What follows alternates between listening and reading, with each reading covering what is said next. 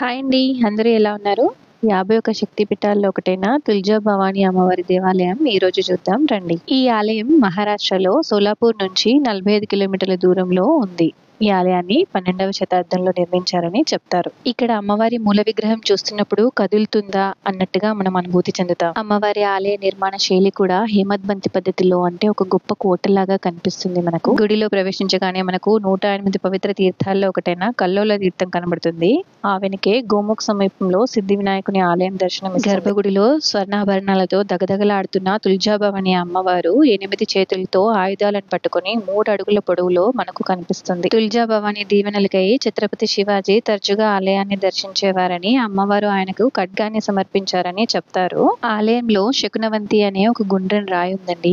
ఈ రాయి కోరికలు తీర్చే రాయండి. ఈ రాయిపై గట్టిగా చేతితో అదుము పెట్టి ప్రశ్నను అడిగితే అవునా కాదా చెప్తుందని, రాయి కుడివైపుకి తిరిగితే అవును